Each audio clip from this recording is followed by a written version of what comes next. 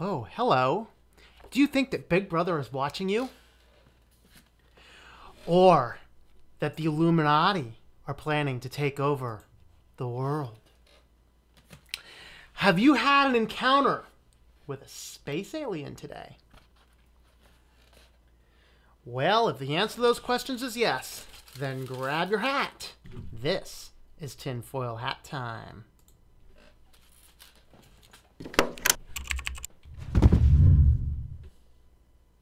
Welcome back to tinfoil hat time.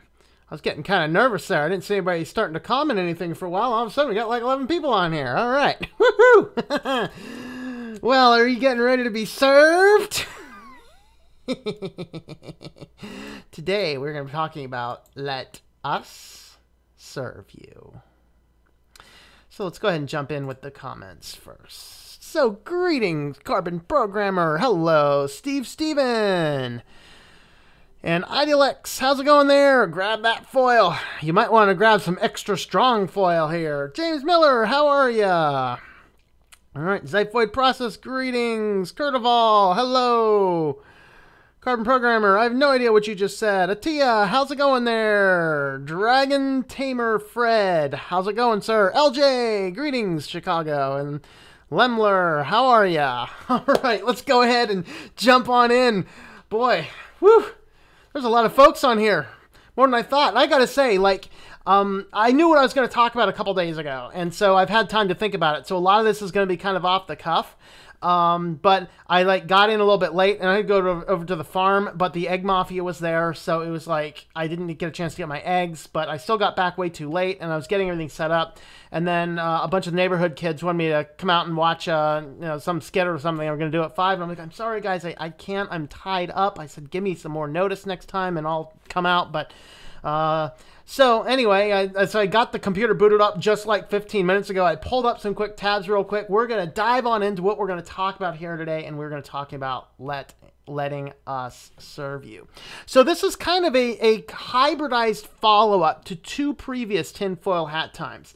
One of them was actually the 7th tinfoil hat time. I went back and I checked the date, and according to the date on that, there's only like 94 views on that whole thing. So if you want to watch a fascinating tinfoil hat time that most people haven't seen yet, it's back from December, and it's called Subscribing to Bankruptcy. You can do a search on my video channel for it, and I'll grab the link and throw it in there if I remember.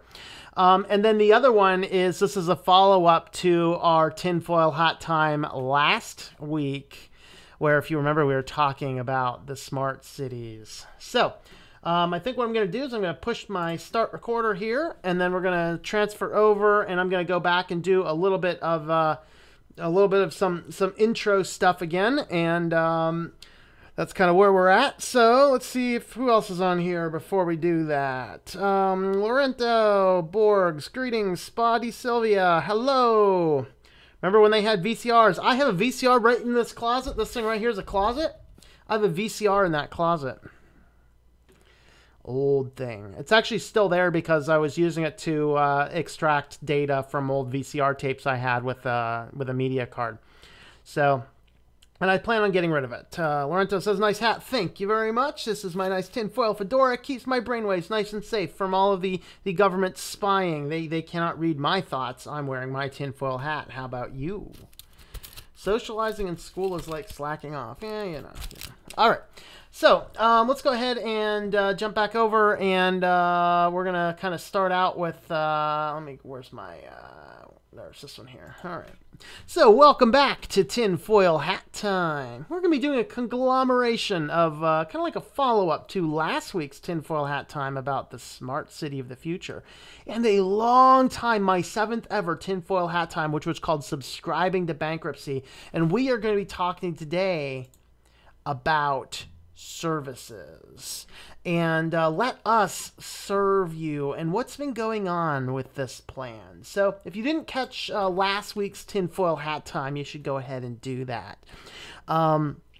So here, basically, they were talking about this smart city in 2030. Nobody owns anything. There's no privacy, and life has never been better. I'm not going to rehash all of that one, but several people have actually sent me a message saying that was probably the best tinfoil hat time ever. So hopefully I can exceed it this time, but I just don't know where we're going. But what I want to do is I want to document how this is starting to happen. Because if you caught the news yesterday, you know there's a very fascinating thing, and that is that Volvo is now releasing a car subscription. And I'm not sure what is up with these morons over at TechCrunch, but they're like, Volvo's car subscription service sounds like a good way to get the new XC40. If you're brain dead, holy moly. Now, basically you have this car. I apologize for all the ears that just blew up. I apologize. Second to get the hearing back. Okay, so if you didn't catch the news, what's going on here is Volvo now has a subscription service for a car. It locks you into a 2-year lease. And being locked into your 2-year lease, you pay $600 per month and you get this car. You have a limit of 15,000 miles per year. They roll in, the basic maintenance stuff. They roll in the insurance. They roll in, basic maintenance, insurance, and I think like a AAA type service, a roadside assistance service. So they tie all that in. So is all of that worth $600 a month? No. At the end of your 24 months, you will have paid $14,400. You have no option to buy the car cheaper like a lease, which, by the way, a lease, prior to this crap, a lease was probably the worst way to own a car. I think that this will get worse. You're tied into this $600 a month fee. Now, they give you a insurance plan with a $500 deductible, which means if something does go wrong, you don't have a huge deductible, which is good. It's a $250,000, $500,000 plan, and they don't tell you what the third number is. Remember, there's 3 numbers. The first number is how much bodily injury per person. The second is how much bodily injury total, and the third is how much total property damage the insurance company will pay. There's 3. So usually your last number matches your first number. So it's usually like a 100, 300, 100. If you have that, you need to up your insurance. This is a 250, 500, 250, probably it's 250, 500, probably 250 for the last number, which ultimately for having a car like this is not a lot, because the valuation of this car, if you total it, I mean, that's going to get pretty close to that. So it's not a particularly good insurance plan, but hey, at least the insurance plan is wrapped in there. So is it really worth paying $14,000 and at the end of the 2 years, you have nothing? Because that is a service model. You're not owning a car. With a lease, it's sort of ish your own, but not really. If you take out a car loan, it's dumb, but at least you own the car as long as the payments are being made. The best thing, of course, is to just buy the car. Buy the car. And by the way, don't ever buy a brand new car unless you happen to have $1 million in the bank. Otherwise, you are throwing money down the toilet. Because we're going to read through this TechCrunch article, which is, I'm pretty sure is written by, I don't know. I'm going to leave that word out. I don't know this gentleman. But Volvo has a subscription car service where you can pay and get a new vehicle for a flat monthly fee, including insurance, maintenance, and service. It's not the first car maker to provide this kind of ownership alternative, but it may be the best deal in business at the moment. Not really. $600 a month, at the end of it, you have no asset, is called stupid. Okay? At least if you put this thing on a loan, you have some degree of valuation, albeit not much. And so, let's see, there's, so they're saying, oh, this car costs $35,200 to purchase. Yeah, don't buy it new.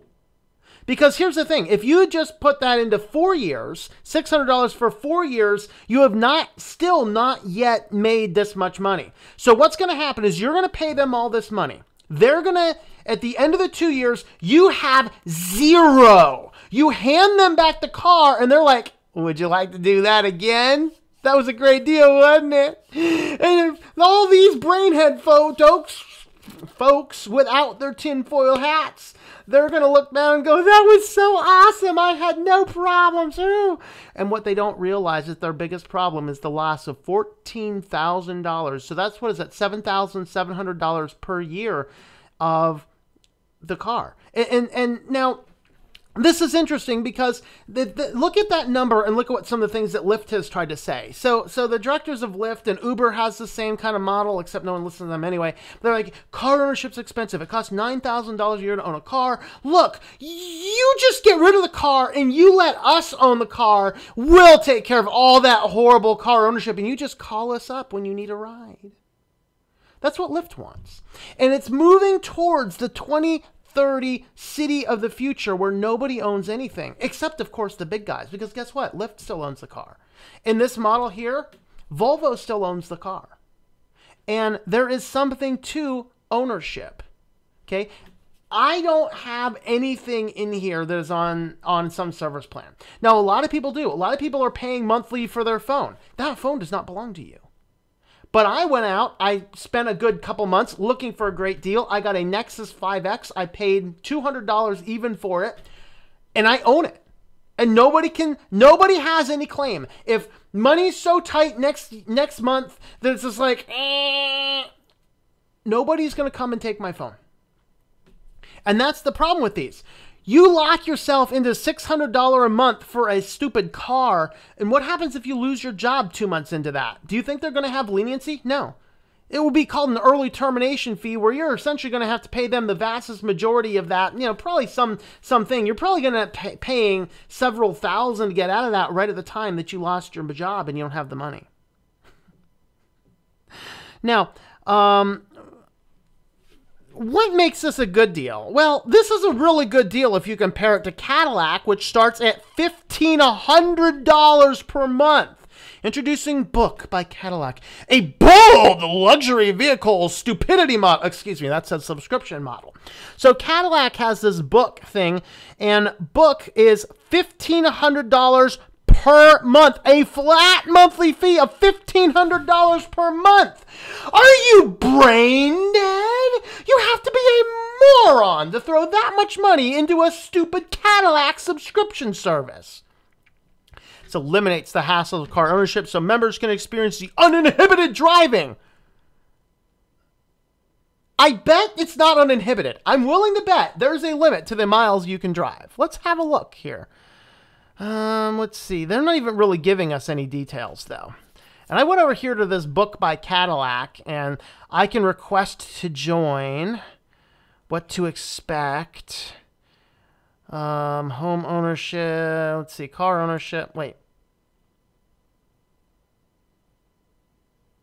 Granted membership. Oh. This on-request service is tailored to you after your granted membership. This is what the credit card industry did a while back. You have to apply, and ooh, if you're lucky, you get to join our little club. Ooh, look at this. You get to join our little club, select from 5 curated vehicles. Oh, I'm salivating. Your expectations are exceeded. As a member, simply select an available vehicle with our dedicated app or call Book Concierge. We will personally deliver your chosen vehicle when and where you desire it.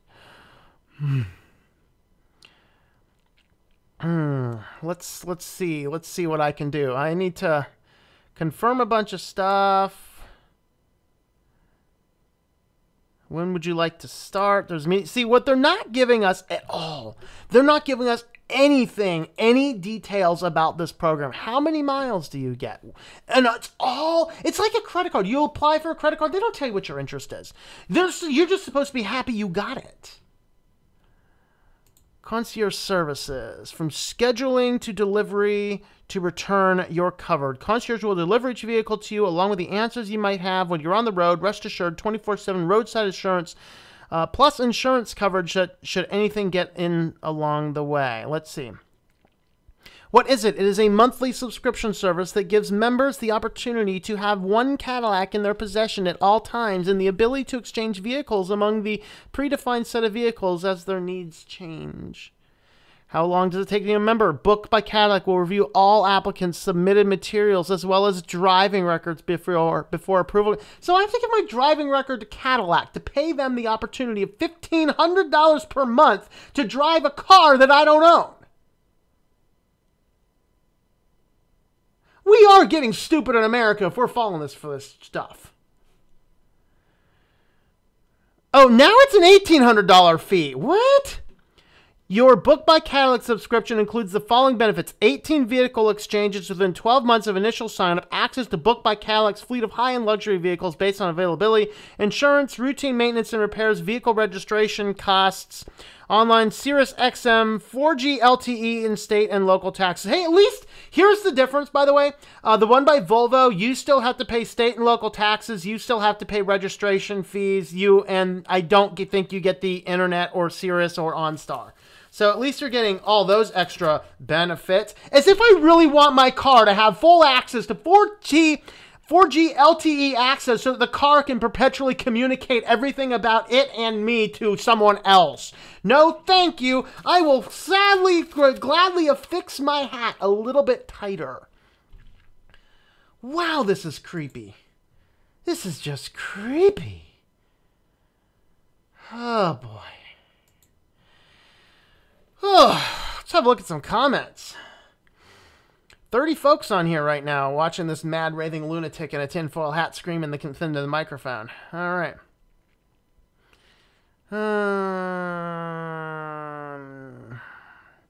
Many college students are being led to crazy debt. Amen to that, sir. Remember when you owned your data and companies actually respected your data? I do remember that time. Not anymore. You can't, it'd be hard pressed to find a calculator anymore that's not connected to the internet, logging all the information. Why not get a normal car for that price? Very good question. Very good question indeed.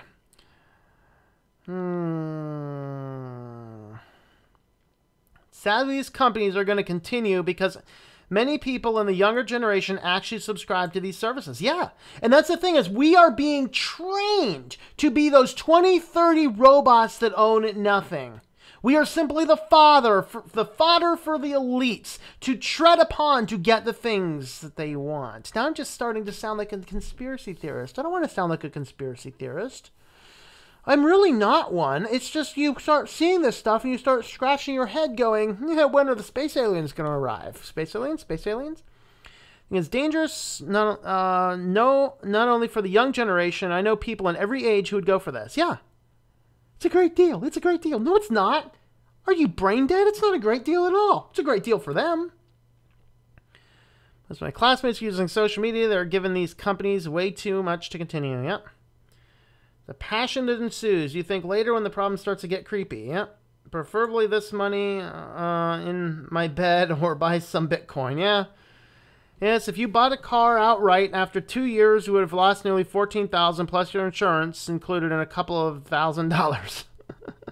I'd rather keep my stuff with the inconveniences than to pay a convenient subscription. Yep. Even my Colombian friend who is in love with all forms of luxury would never go for those deals. So these companies use convenience to convince you to get into their services. That's the thing. That is the thing indeed. Let's see. A lot of cases it isn't convenient. They make you think it's convenient. Correct. Linux is more convenient than Windows 10. I agree.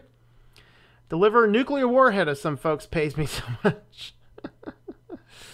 Best to do in the hire purchase over 4 to 5 years and sell the vehicle and get another new vehicle. See, I'd rather just buy the vehicle that's been passed around for a third of its real cost. That's what I would do. Of course, it tied is no negotiations. I want to negotiate. I'll get a good deal every time I negotiate. Windows 10, you can get an error you may never be able to fix. So on Linux, you can fix the problem on your own machine without having to reinstall it. Yeah. Any cars communicating back to the manufacturer if you have sat-nav built in. Yep, that's why I don't. Body shivers now that I know such a weapon of financial destruction do exist and are worse than a nightmare. Yep. Well, and people owning the satellites in the U.S. government. Never used it to avoid such problems. All right. So, of course, it's not only... Let me actually move over to my other screen here. It's not only the cars we won't own anymore. How about our software? And software is big because, this channel is called Switch to Linux, and I'm all about free and open source software. I want to have control over the software I have. And on the computer I'm recording this on, there is There is, I think every bit of software I have on here is free software. It's free and open source available software. I know what's going on with it. Yeah, see, I'd say the only one that I would generally run that's not is Skype, but I don't have Skype on this computer. This computer is dedicated to video and, video and graphic production stuff. So I don't otherwise do general business stuff over here. So I don't believe there's anything on this computer that's not free and open source. But what's going on is in fact, people are saying by 2020, more than 80% of software vendors will change their business model from traditional license and maintenance to subscription models, which is fabulous for the businesses. It's just really bad for the rest of us, because what happens when we buy into the subscription model service, we never own the software. Now, you can argue we never really quote unquote own the software, but maybe we have, because I still have my install discs for Warcraft and for Civilization. And any of those discs I still have, I can boot up Wine, and I haven't tested Civilization, but I know Warcraft works beautifully fine on Linux under Wine. If I never connect that thing to the internet, there's nothing Blizzard could ever do about it. I could download the patches and install them manually, in fact, through Linux. I can do that. And that's the thing is I want that ability to own my software. I want to be able to buy my software and save it and not have to worry about whether or not I can install the software on my particular computer. But what's happening now in the software world, and I've talked about this a lot, but it just ties so well into this, smart city of 2030 where nobody owns anything. I don't own the software anymore. I have to now pay Adobe every single month, or at least one big amount per year. And if I don't have that money this month, so suppose I start a little web design business like I have, and I need these software packages to do my work, and I don't know Linux exists, and I'm stuck on my Windows or my Mac, Lord forbid. So I'm stuck on these Windows or on this Mac, and I have the subscription fee. But what if the time rolls around for that renewal, and I just don't have the resources for it? Money's been tight, business has been hard, and I've run out of resources. I am now shot in the foot so that Adobe can run off to the bank with even more. And I'm not saying they don't need compensated for their work, okay? I legitimately bought Adobe CS4 when I could get a good deal on it, and I got it for 60% off. I paid $1,000 for a software package. I think I double checked. I think the actual retail cost is $1,600. So I paid $1,000 for it, and it was a good deal. And if I could purchase an Adobe one-time package like that for Linux, I might consider it. But as of right now, the fact that I don't own the software and I have to perpetually pay them money, that's a challenge. So I beg this question, is Microsoft going to do the same thing? So I looked in this article here, and this article here is just from earlier this year, and they're starting to suggest that Microsoft is trying to wean it out. As of today, you can still go on to Microsoft and you can purchase a one-time Office and Student 2016 for $119, which is tied to the computer you attach it with. So if you change computers, you'd have to buy it again. What they want you to do is they want you to instead, you see the big link up here, this is for these, but hey, why don't you just buy Office 365 instead? This just moves with you, it's, whatever, updates automatically, and of course they want you to pay, it looks like it's on sale for $80 per year to buy it, or you can only pay $10 a month to have it. So there's the Office, and that's the Home. This is the Personal. I'm not sure why the Personal is cheaper. Let's see. Looks like everything's included. I don't know. There's going to be some difference in there. I think this one has, yeah, that's right. The Home one covers 5 subscriptions. The Personal one covers 1, but LibreOffice is free. And so, you have this model here. It looks as though Microsoft is trying. They realize they can't just drop off the one-time payment. They realize that. And so what's going on is people will when enough of their customer base is on Office 365 instead, and they keep on pulling services and things out of Office, out of the Office Home. They keep on pulling things out of this and adding them over into your into the Office 365, so that eventually, when they have enough market share just on that, there's going to be, okay, it's worth it to not sell the one time anymore. That's kind of what they're moving towards. But of course, on Amazon, you can pay a subscription service fee to Amazon to get free trials of more subscription software. So of course, here's your G Suite, your Norton guaranteed to slow your computer down by 75%, or your McAfee guaranteed to let every virus through. Of course, you can go down here and you can find a variety of different software and, get software subscriptions from Amazon. And so everything is moving towards this direction where they're just trying to get everybody to not own anything anymore. You don't own your car. You don't own your software. I tried to find examples of people not owning their clothes anymore, but I couldn't quite find that. So that's kind of how that's working there. Oh boy. All right. Sometimes conveniences make things harder for you. In a way. Yeah, but I'd rather have the slight inconveniences of my conveniences for the convenience of owning my stuff. Lost my girlfriend last night because a misunderstanding started in social media. I'm sorry about that. That's tragic, and that's the thing. The social media has become a disease. Facebook's founders even admitted they knew what would happen when they were creating Facebook. Yes, that was actually the founder of Napster said that. He was not a founder of Facebook. He was the first president of Facebook. That was Sean Parker. Let's see. LJ, all one can do with this new paradigm is protest at it the best one can. The best example you brought up is the subscription model, Photoshop versus GIMP. Absolutely. And that's the thing is, it's just the fact that we have an available software that will do everything we need it to do. It's just we need training on how to do that. We need more tutorials. Maybe I need to do more tutorials on it myself, but we need more of the tutorials. We need more of that kind of stuff that will kind of help and direct us and guide us in the directions we need to go. But the problem is, you go to school, it's Photoshop. You don't learn GIMP at school, most places. I'm sure there might be some.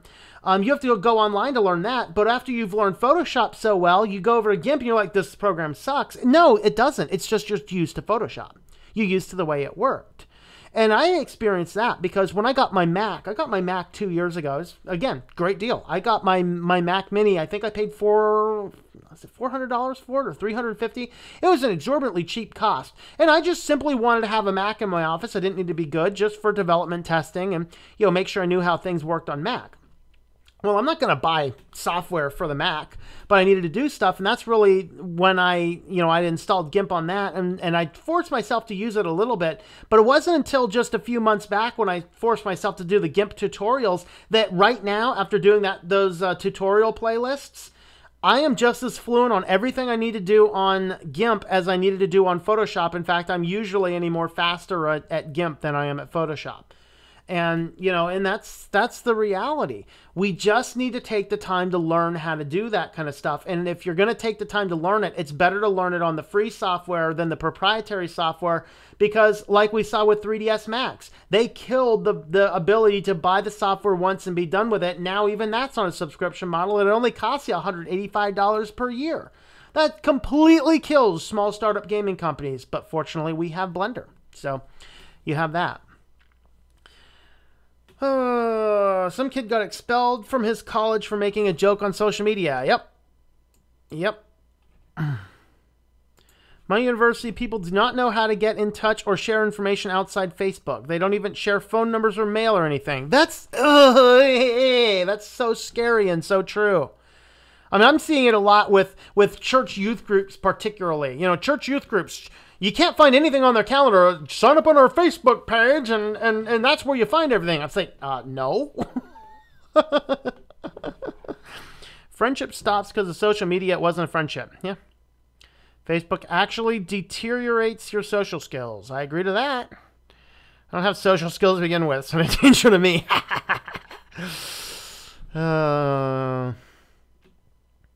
Purchased an old ThinkPad that I refused to go online with just for reasons you brought up. Yeah. Yeah. I knew a guy that still runs an old laptop running Windows 95 with his old QuickBooks version from way back then. That's kind of cool. It's like, it doesn't need security updates if it's never on the internet. That's true. That's true, you know.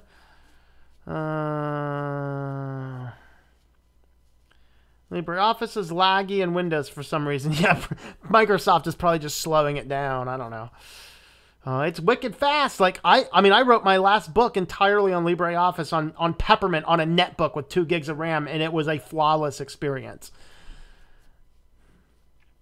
Told my class Facebook was a social waste of time. Yep. Except, yes, my girlfriend are in Brazil. All right. Said people should actually go out and build real social connections. Yeah, real friends in real life. Oh, let's see. Here in Europe, there's no focus on social media in jobs. Someone just asked for social media for my job, working for 25 years. Let's see. You wearing rented clothes. Yeah, the xiphoid process, but if you watched that video last week, you know, that was one of the things they even said. I don't even own my clothes, which is creepy because the AI knows when you put them on, when you took them off, what sizes you are, where you are, and it probably has a picture of you naked. Probably set up by the Facebook division, really. I mean, come on. Who else pays for plays to sit there and look at your self-uploaded porn all day? Welcome to Facebook. In Chile, it's becoming a trend. Glad I don't live in the U.S. Yeah. It's all started with LinkedIn, but now you can tweet and land a job or get a career or end your career. Hey, come on. McDonald's over the summer, McDonald's was taking applications through, was it WhatsApp, I think? It was one of them. It's either WhatsApp or Snapchat. I think it was WhatsApp. I forget. If anybody knows, list it there in the comments. But yeah, over the summer, McDonald's was taking applications exclusively on a social media platform. There is a sign of the times right there. Can you make a skin to go over GIMP that looks like Photoshop? I'm sure you probably can. I don't have a problem with how Photoshop looks at all. I mean, I don't see any problem with Photoshop. Now, with GIMP, I mean. And I think that maybe, is it possible, John, are you not in a single window mode? Go up into your view and go into single window mode. Because I have no idea why they default it to the crap all over the place. It's kind of stupid, but it's actually quite easy to do. But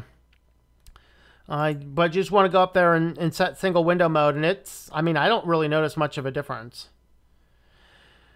All right. Next, we don't own media anymore. You just go to the store and you could buy a VHS tape. You could buy a cassette tape, or you could buy a CD. Now you can still buy a DVD, but even the DVDs now, it's getting harder and harder to really own it. And so with the media coming along board, now we're having all of these media streaming services. We're streaming all the media along. And so what's going on here is, let's have a look at the top 5 streaming systems. Netflix, DRM-enabled stuff, blocks you based upon your country. Full monthly subscription fee, and you can't save the stuff if the world ends to watch your movies later. Ooh, starts at $8 a month. Awesome. Amazon, video on demand. Yay! Once again, DRM enabled. Limits your availability based on where you are in the world, which is inconsistent with the internet. Whatever the price is for that. Ooh, we have Hulu. See, here's the problem with all of these services is we are so used to now not having a CD, not even really knowing what owning your music is. We're so used to using the services, your Spotify's, and what are your other services? I don't know. Napster, I guess, is out there. There's other ones now as well. So you have all of these services to stream your movies, to stream your music, that you don't own anything anymore. So if the whole internet were to die, so suppose that the net neutrality rules die in a couple days, which they probably will, and then your ISP says, we want to launch our own streaming service, no more Spotify for you. Your music's done. You can't go back and listen to your favorite stuff. But if you had the CDs or you were able to buy a DRM-free MP3, you can move that around to any different devices that you had, and you can keep your music as your own. The thing that prevents you from doing that legally in the United States is the 1204 section of the Digital Millennium Copyright Act, because it specifically says that you cannot do anything to overcome encryption. The problem is DVDs are encrypted. So even if you buy a copy of the movie, you're still technically not allowed to rip a copy of the movie, even if you were able to find software that lets you do that, which is stupid. That law needs to be changed. Now, I am not an advocate of renting a movie for $1 from a Redbox and going home and ripping it, but if you buy a movie, you should have the full legal right to save that proof of purchase and to have that movie in any format that you want without requiring some form of DRM. You know, they went ahead, did their job. I did what I was supposed to do, buy the thing. Let me now watch and enjoy the thing consistent with 2017 technology. Thank you very much. And so we get all these subscription services, and all these subscription services, all they're trying to do is to pull the ownership of our media away from us. So we don't own our cars anymore. We don't own our software anymore. We don't own our music anymore. Of course, you can still rent furniture, rent computers, so we don't own those. It's getting to that point where we really don't own anything. They want us to call the Lyft instead of that, and they sell it to us like it's a good thing. It's a good thing. You don't have to worry about the hassle of owning a car. We'll take that horrible burden. We'll offer you the ride. Because, you know, if you take the amount that you would drive around each given year for the average person, at least for the average American, it might cost $9,000 if you're a moron and you don't know how to buy a car to own a car every year. But if you use Lyft or Uber that much, you're paying probably about twice that. And they have the benefit of owning the car. But if you own the car, there's rights and responsibilities in that. But there's also some privilege in that. You know, I don't have to ask permission to go over 15,000 miles in any given year if I have to crisscross the country a couple of times. Locking yourself into these subscription services is a bad, bad plan. Not just existing on social media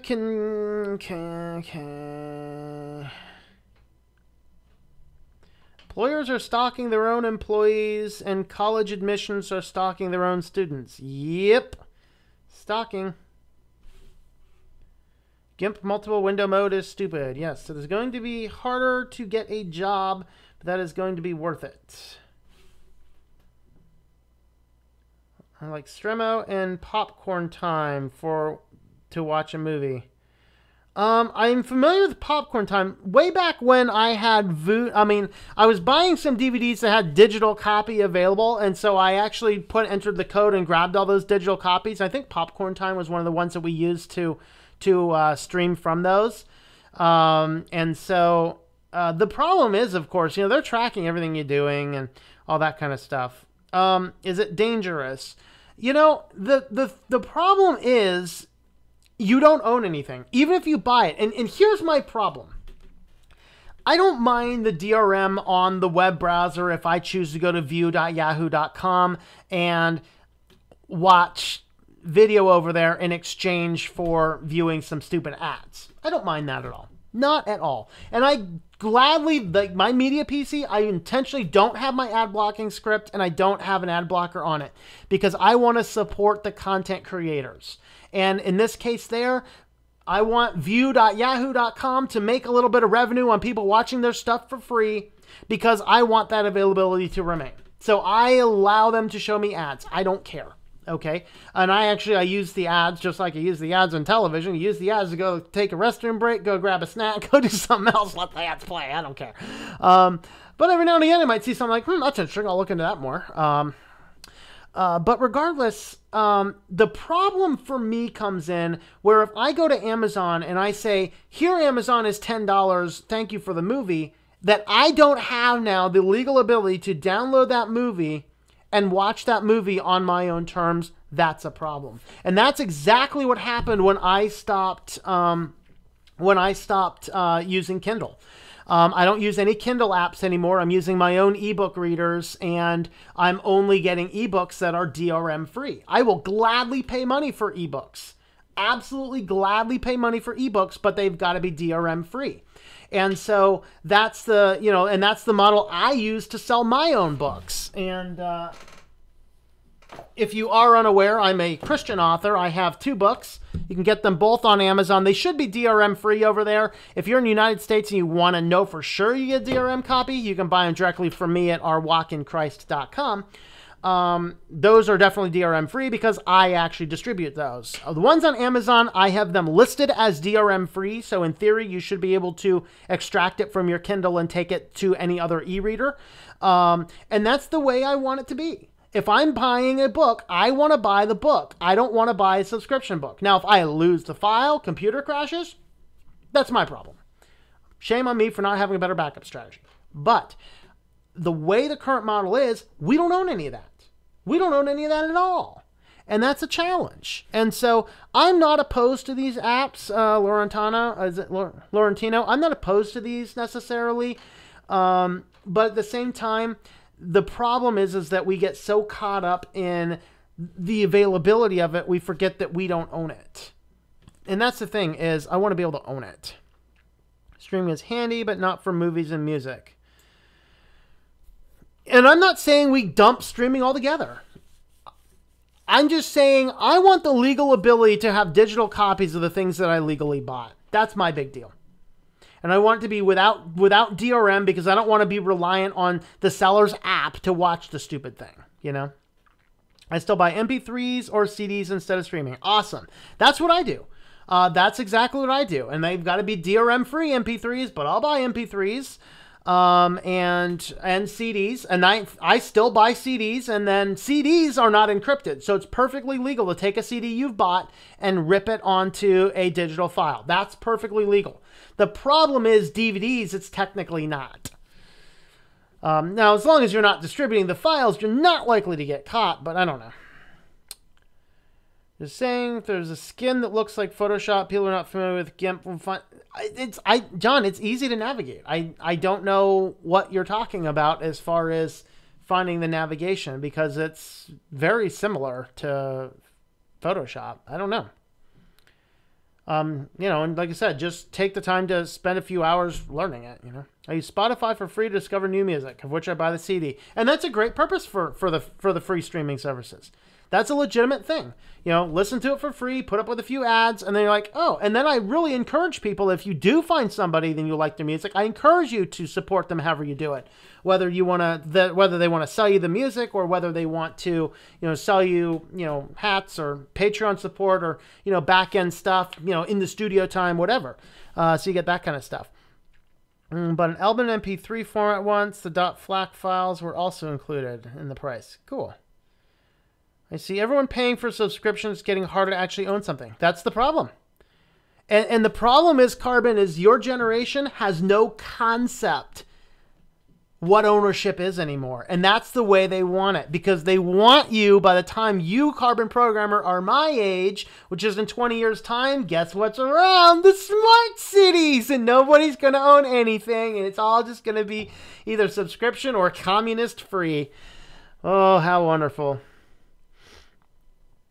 On Spotify, you can copy your music to the cloud just like Google Drive. Why would I want to? I have a VPN into my office and I can stream off of my own NAS. Thank you very much. They decided to wipe out an MP3 from the catalog you can't listen to anymore. Yep. Fun fact, all the best video image software are on Linux, but sadly they are all house developed by major studios and not available to the public. That's kind of funny. Yeah. Your video about Tails, and I see popcorn time in Tails. No problem, not dangerous. Thanks for your video. Tried Cubes, but doesn't work for my Asus. Yeah, Cubes, you got to have a pretty beefy computer to run Cubes. I'm thinking about running Cubes side by side in my laptop. I actually already have a thumb drive that can run on that laptop, so I can run Cubes on the laptop already. Popcorn Time is in Tails, really? Popcorn Time's in Tails? Huh, interesting. Maybe we're talking about different apps then. Huh. Best software for media production is privately owned companies and runs on Linux. What is the name of such software? That's curious to know. All right, let's see if there's anything else we wanted to cover. You know what I'm going to cover right now? I'm going to boot up Tails. I'm going to see what we're looking at in there. Do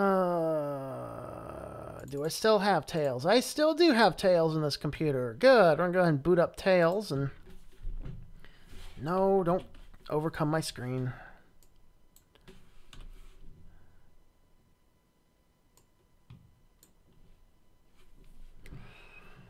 Oh, hey, Haddock.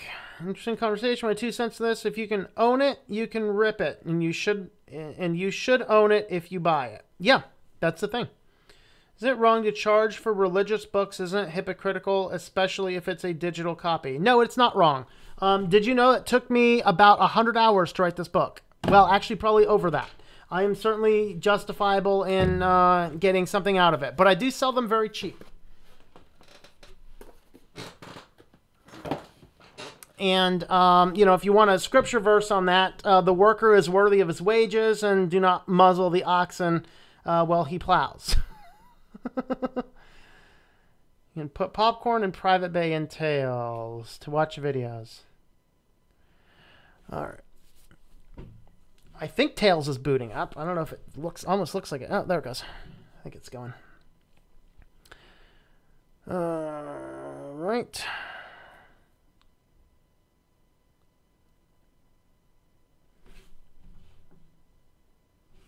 Every now and again on this computer, when I try and load up Tails, it does not like to run well, but it looks like it's going now. Let's have a look. Let's have a look. Let's have a look. DreamWorks and Lionsgate use House Linux media software as well. Yeah, and it was fun, kind of funny. I was actually watching some stuff from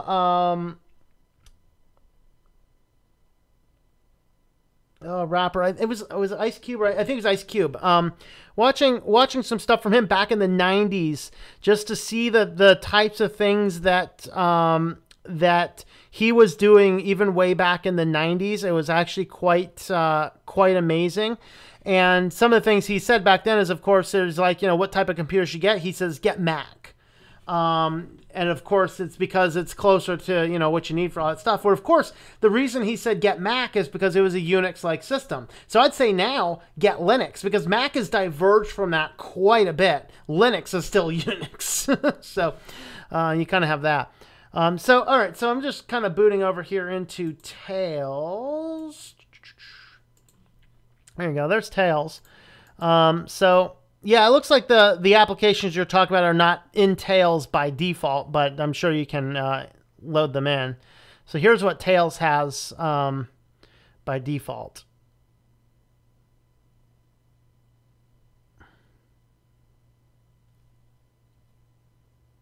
It does have GIMP, Inkscape, Scribus, full LibreOffice. We have an unsafe browser, Tor browser, Thunderbird, Onion circuits.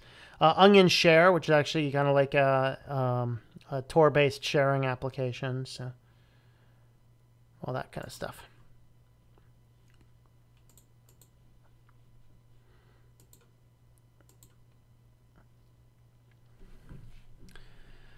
Sometimes Tails doesn't run well on this computer. In Windows 10, for me, it never runs well on this laptop from 2016.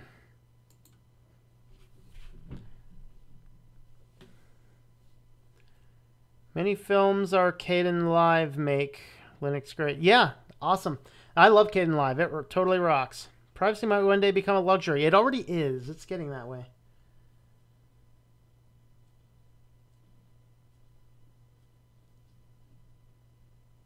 I'm getting bad stream feed.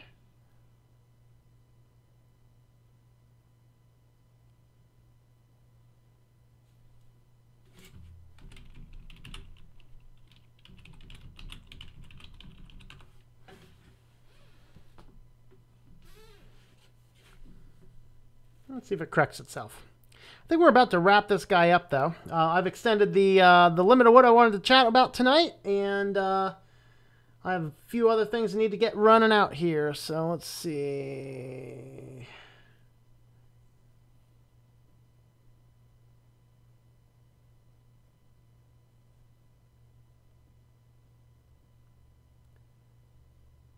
If you're buffering, I'm getting bad stream feeds. Oh, well, it seems to be all right. I'm feeding data faster than I usually would, so okay. All right, good enough. All right, so I guess here's the bottom line of this one here. Anytime some company, let me actually wrap this up on my full screen with title over here. All right, so here's the bottom line for this kind of stuff. Anytime a company is trying to say, hey, here's a great service, or here's some monthly service fees to, you know, just to have this, and we'll take care of the car ownership, we'll take care of all those types of things, then remember that there's a challenge in that anytime they're trying to sell you that service, you probably don't own it, you can't own it, and it's probably costing you more. There are a few instances it's not. The only time I look into that is, you know, like a rental type thing. You're in a strange city, you want to rent a car. No problem with that.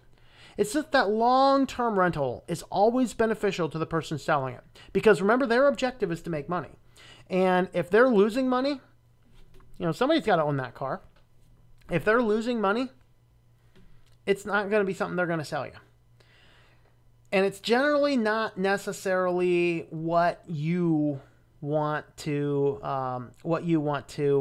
what's best for you, for your interest. So that's kind of my bottom line. If you want more information, I have an old tinfoil hat time. It's my 7th one ever, back in December 2016, I think. And it is called Subscribing to Bankruptcy. I encourage you to watch that, and also watch last week's tinfoil hat time on the City of the Future. So thank you for watching. If you'd like to help support what we're doing, you can check out switchtolinux.com/support to learn about all the ways you can currently support us. So thank you for watching, and I hope that you enjoy switching to Linux. All right, let's see. Okay, so it looks like, let's see if I might have missed a few other things here. Exception my work computer, the rest of my entire network is running Linux. I dread working with Mac. Oh, Mac is horrible. I'm on mine about every day. Usually only use it for like email and Skype-y stuff.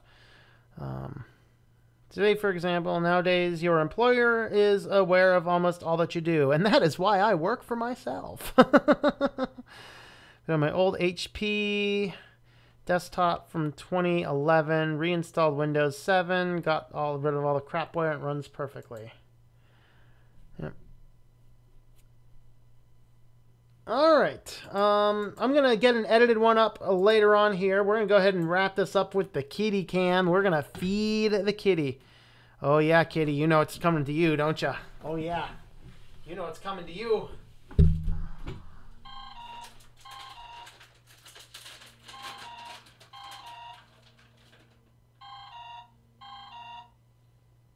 It's just the phone, kitty.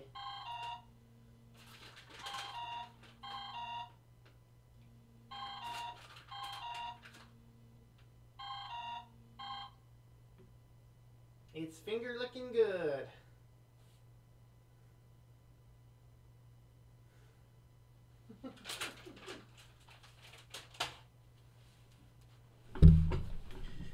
All right, all, have yourself a wonderful evening.